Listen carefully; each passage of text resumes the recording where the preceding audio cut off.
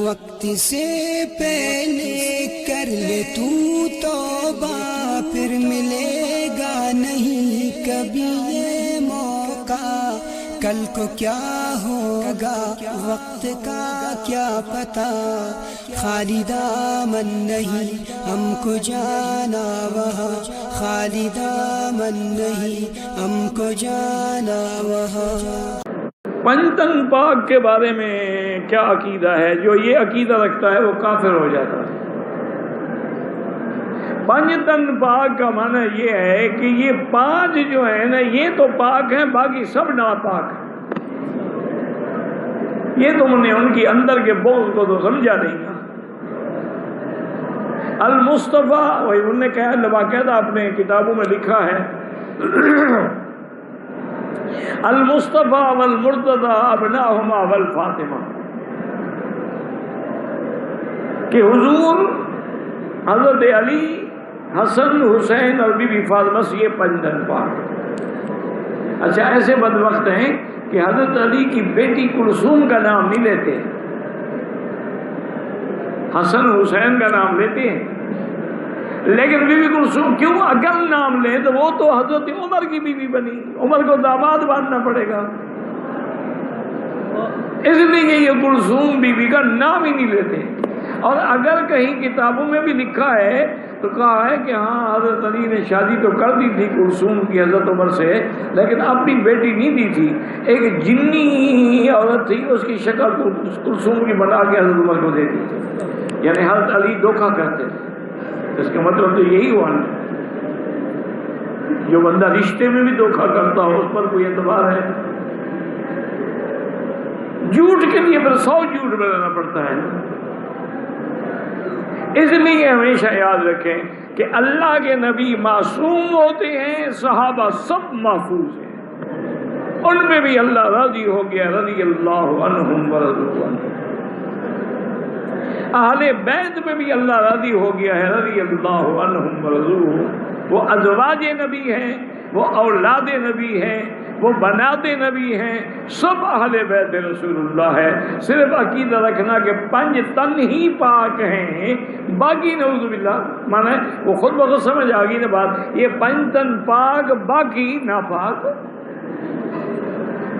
تو جو صحابہ کو ناپاک کہے وہ مسلمان کیسے ہو سکتا ہے؟ اچھا، خدا کی شان دیکھو، یہ کوئی اللہ کی طرف سے ایسی حکمتیں ہیں اس کی کہ حضرت نوح علیہ السلام کے زمانے میں جو بت تھے نا جن کی عبادت کی جاتی تھی، پتہ ہے وہ کتنے تھے؟ وہ بھی پنجتن تھے، ودن، سواعن، یغوثا، یعوقا، نصرا، قرآن میں یہ پنجتن اس وقت سے چلے آ رہے ہیں، یعنی ودن و سواعن و یغوثا و یعوقا و نصرا، آج بھی پنجتن۔ اچھا، آج بھی ہر جگہ کسی جگہ، ہمارے اپنے علاقے کے قریب ایک جگہ تھی، وہاں کا نام ہے پنج پیر۔ میں کہا یہ کیا ہے بھائی؟ کہتے جی 5 پیر تھے، ان کی تابوت دریا میں سیل میں آ گیا تو ہم دفن کے وقت 5 پیر کٹھے دفن ہیں۔ میں نے کہا یار دور دور تو دفن کرتے، کبھی پیر لڑ پڑے پھر کیا کرو گے؟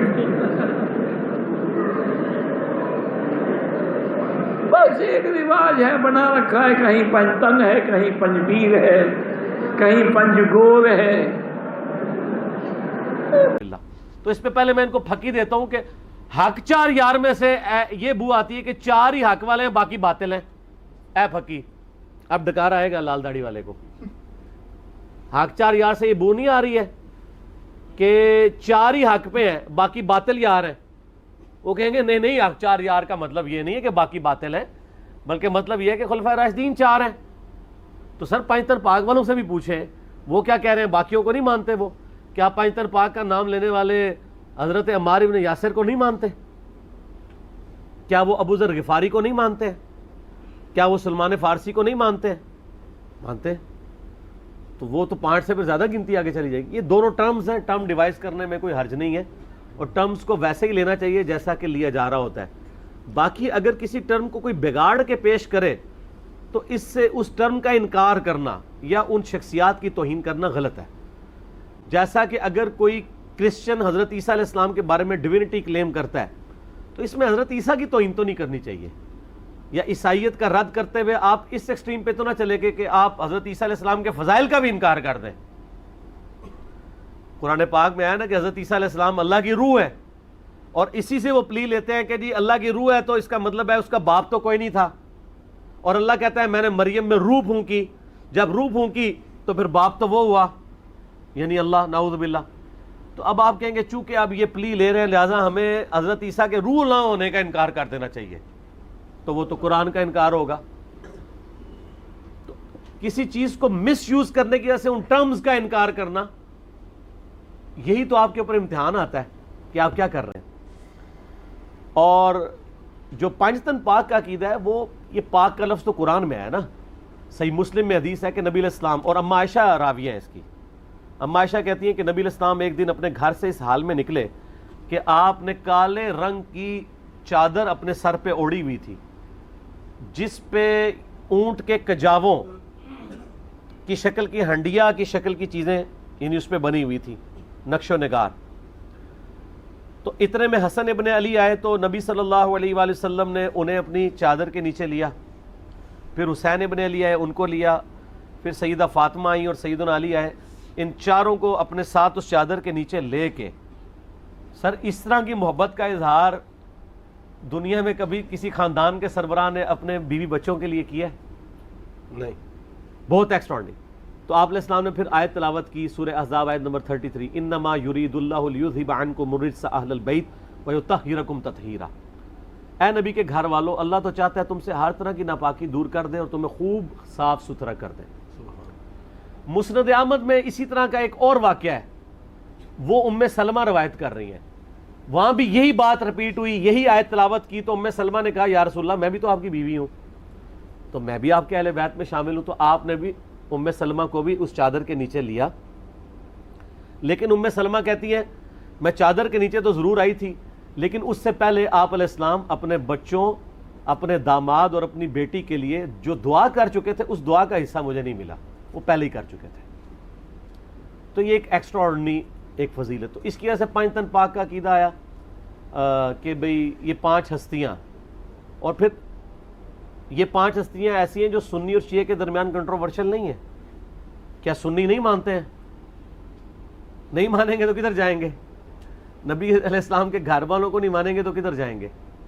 ٹھیک ہے, آل محمد کے, ہاں جہنم میں ہی جائیں گے, ظاہر ہے جی. مسند الحاکم میں حدیث ہے, میں نے بتایا صحیح سند سے, کہ اگر کوئی شخص خانہ کعبہ میں حجر اسود اور مقام ابراہیم کے درمیان نمازیں پڑھتا رہے اور روزہ رکھتا رہے لیکن اہل بیت کے بکس کے ساتھ مرا تو سیدھا دوزخ میں جائے گا. المستدل الحاکم میں 4712 نمبر حدیث ہے, اور اس کا ثبوت قرآن بھی ہے. قرآن کی آیت ہے سورہ احزاب کی آیت نمبر 57, ان الذین یؤذون اللہ ورسولہ لعنہم اللہ فی الدنیا والآخرہ.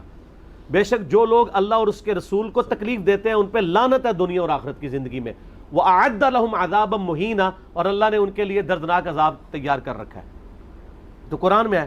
تو نبی علیہ السلام کو اذیت دینا, اس میں کون کون سی چیزیں شامل ہوں گی؟ پہلے نمبر پہ کسی شخص کی اذیت یہ ہے کہ آپ اس کی اولاد کو اذیت دیں. دوستوں یاروں کو انسان کیا سمجھتا ہے؟ میں خود بیوی بچوں والا ہوں, آپ لوگ بھی ہیں. مجھے بتائیں بیوی اور بچوں سے آگے آپ کو کوئی دوست ہو سکتا ہے اپنا؟ اور یار سگے بھائی نہیں آگے ہوتے ہیں, بہن بھائی پیچھے رہ جاتے ہیں اولاد کے بعد.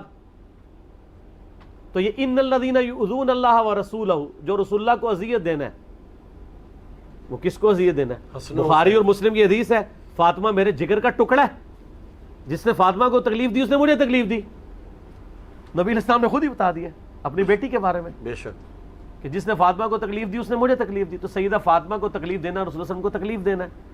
اور آگے پوتے تو نواسے تو وہ تو آپ کو بہت ہی عزیز ہوتے ہیں. اس میں میں ایک بات کروں گا جو ان کے لیے بہت بڑی پھکی ہے. صحیح بخاری میں حدیث ہے, واشی نے فتح مکہ کے موقع پر اسلام قبول کر لیا.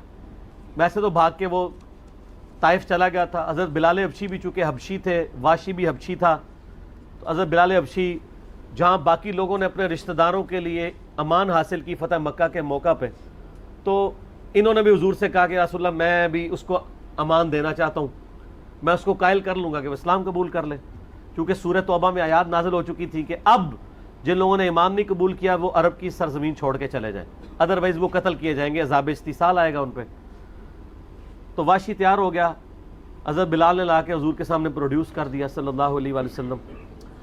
آپ نے پوچھا واشی یا رسول اللہ قاتل حمزہ, یا رسول اللہ فرمایا تیرا اسلام قبول کرتا ہوں, لیکن کیا تو ایسا کر سکتا ہے کہ مجھے اپنی شکل نہ دکھانا بعد میں. کسی نے نبی علیہ السلام کو یہ مشورہ نہیں دیا کہ حضرت حمزہ کو شہید ہوئے اس وقت 8 سال ہو چکے تھے, 5 سال, کیونکہ 8 ہجری میں فتح مکہ ہوا ہے, 3 ہجری میں غزوہ احد. 5 سال پہلے حمزہ شہید ہوئے ہیں, اور یا رسول اللہ سوگ تو 3 دن ہوتا ہے, آپ 5 سال سے غم حمزہ منا رہے ہیں, ہمیں کہتے ہیں غم حسین منا رہے ہیں, تو یہ غم حمزہ کیوں منایا جا رہا ہے, اور اس لیول پہ منایا جا رہا ہے کہ مجھے شکل نہیں دکھانی. اگر نبی علیہ السلام حریص علیکم بالمؤمنین رؤوف الرحیم ہو کے بھی اپنے جذبات کے حوالے سے اتنے اسٹرکٹ ہیں, تو کوئی کہے گا بغض واشی ہے نبی علیہ السلام کے دل میں؟ نہیں ہے, لیکن اس کی تکلیف اتنی بڑی تھی کہ نہیں بلا سکتا انسان, یہ حقیقت بات ہے. آپ کے ساتھ بھی ایسا ہو گیا ہو, آپ بھی نہیں بلا سکتے. ٹھیک ہے, تو مجھے بتائیں انسان کو اپنے چچا سے زیادہ محبت ہوتی ہے یا اپنی اولاد سے؟ اولاد سے. تو جو آل امیہ قاتلین اہل بیت ہے ان کی شکلیں دیکھیں گے نبی علیہ السلام قیام الدین؟ نیور. تو پھر وہ حدیث فٹ ہوگی بخاری مسلم کی, سحقن سحقن لمن غیر بعدی, ان کو مجھ سے دور کر دو جنہوں نے میرے بعد دین کو بدل دیا. تو اصل کو سمجھنا چاہیے. تو یہاں پہ یہ حدیث اس بات کا ثبوت ہے کہ نبی علیہ السلام کے دل میں بھی ایسے لوگوں کے لیے کوئی جذبہ نرمی کا نہیں آتا, لیکن آپ نے ان کو تکلیف کوئی نہیں دی, لیکن کہا بھائی مجھے نہ اپنی شکل دکھاؤ. وہ پوری زندگی حضور کے سامنے نہیں آیا, اور وہ روتا تھا اس بات پہ. پھر اللہ تعالیٰ نے ان کے ساتھ ایک معاملہ کیا کہ اسی بخاری کے حدیث میں آتا ہے کہ جب مسیلمہ کذاب جھوٹے پیغمبر نے دعویٰ کیا تو اس کو قتل بھی واشی نہیں کیا.